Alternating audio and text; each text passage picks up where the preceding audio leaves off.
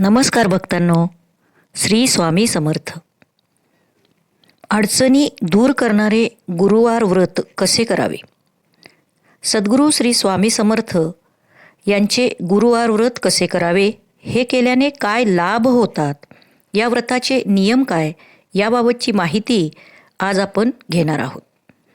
सद्गुरू श्री स्वामी समर्थ आपल्या भक्तांवर निरंतर कृपादृष्टी ठेवतात. आपल्या भक्तांना कधीही काहीही कमी पडू देत नाहीत.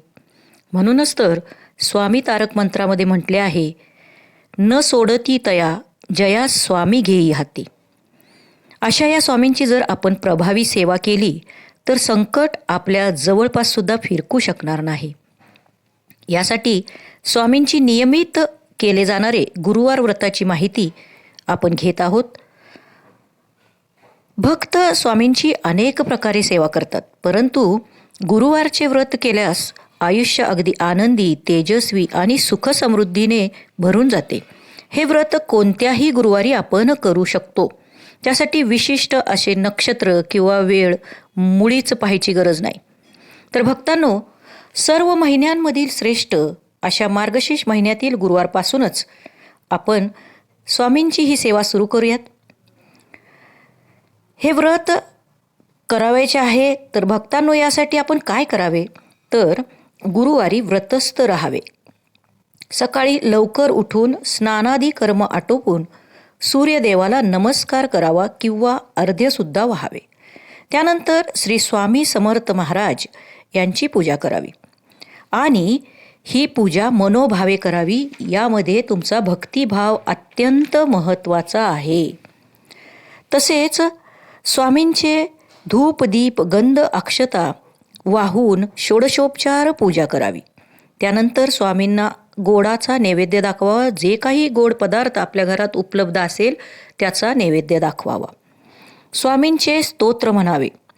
त्याचप्रमाणे श्री स्वामी समर्थ या साध्या आणि सोप्या मंत्राचा एक माळ तरी जप अगदी निश्चित करावा. स्वामी तारक मंत्र म्हणावे. स्वामींच्या मठात जाऊन दर्शन घ्यावे. संध्याकाळी स्वामी चरित्रांचा 14वा अध्याय वाचावा. आपणास असणाऱ्या सर्व अडचणी स्वामींना सांगून त्यांचे निराकरण करण्याबाबत स्वामींना प्रार्थना करावी.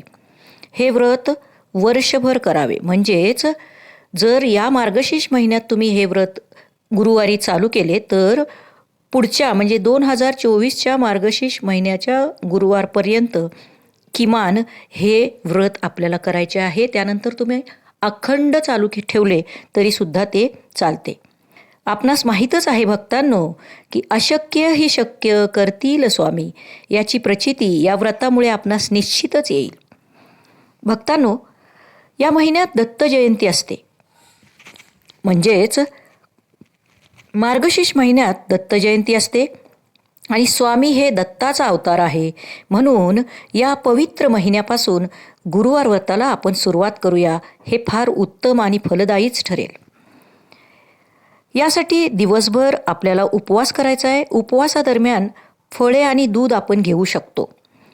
संध्याकाळी मात्र उपवास सोडायचा आहे. त्यासाठी सात्विक भोजन घ्यावे. आता हे सात्विक भोजन म्हणजे त्यात कांदा लसूण नसावा.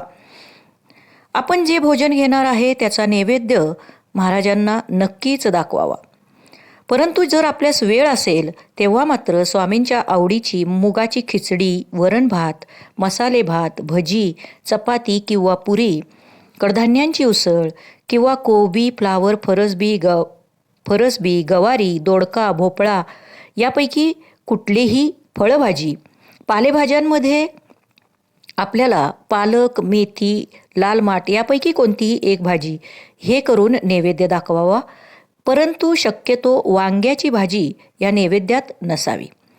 त्याचप्रमाणे हा नैवेद्य ज्या गुरुवारी आपल्याला शक्य असेल तेव्हा आपण हा संपूर्ण ताटभर नैवेद्य दाखवू शकतो. अन्यथा आपल्याकडे जे उपलब्ध आहे ते सुद्धा स्वामींना चालते. आणि शक्य नसल्यास पेढा, लाडू जे उपलब्ध आहेत तो गोडाधोडाचा नैवेद्य दाखवा. स्वामी त्यामध्येच आपल्याला भरभरून आशीर्वाद देत असतात. या वेळीस आपल्याला काय करायचं आहे, तर घरात उणे बोलू नये. घरातील वातावरण प्रसन्न ठेवावे. या उपासनेमुळे घरातील आर्थिक समस्या दूर होतात, आजारपण कमी होते, मानसिक शांतता लाभते, कौटुंबिक कलह कमी होतो, मुलांमध्ये जे काही मतभेद असतील ते कमी होण्यास मदत होते, मुलांच्या अभ्यासामध्ये प्रगती होते. हे सर्व या स्वामी गुरुवार व्रताच्या प्रभावामुळे अडचणींवर निश्चित मात होते आणि आपणास सुख प्राप्त होते. म्हणूनच तर म्हटले आहे, उगाची भितोसी भय हे पळू दे, जवळी उभी स्वामी शक्ती कळू दे. स्वामींची शक्ती नक्कीच आपल्याला संकटापासून मुक्त करणार आहे, परंतु त्यासाठी आपला दृढनिश्चय, श्रद्धा आणि भक्तिभाव आवश्यक आहे. म्हणून भक्तिभावाने हे व्रत करावे. स्वामीमय वातावरण घरी निर्माण झाले की बऱ्याच गोष्टी तुम्हाला 100% प्रगतीची अनुभूती येईल. यासाठी हे व्रत आपण नियमित करावे. स्वामींची उपासना करत असताना आपण काही गोष्टी मात्र कटाक्षाने पाळाव्यास हवेत. कोणत्या आहेत बरं या गोष्टी? चला तर मग पाहूया भक्तांनो. सर्वप्रथम म्हणजे खोटे बोलू नये, कट कारस्थान मुळीच करू नये, कुणालाही शिव्या शाप देऊ नयेत, दुसऱ्यांचे वाईट चिंतू नये. आपल्याला माहीतच आहे की ही पृथ्वी गोल आहे.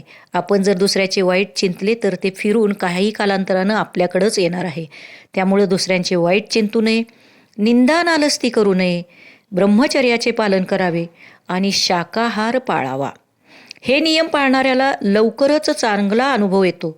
पण जर आपण हे नियम पाळले नाहीत तर या व्रताचे फळ आपणास मिळणार नाही.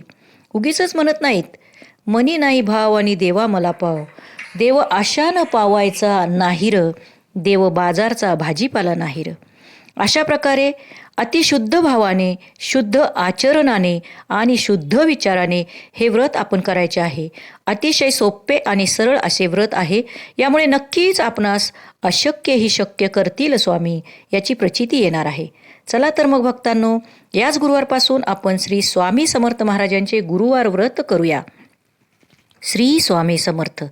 भक्तांनो, अशाच महत्त्वपूर्ण माहितीसाठी आपण आमच्या रॉयल गुरुजी या चॅनलला नक्की सबस्क्राईब करा, लाईक करा आणि ही माहिती जास्तीत जास्त लोकांपर्यंत शेअर करा. आणि हो, श्री स्वामी समर्थ ही कमेंट अवश्य करा. धन्यवाद भक्तांनो. श्री स्वामी समर्थ.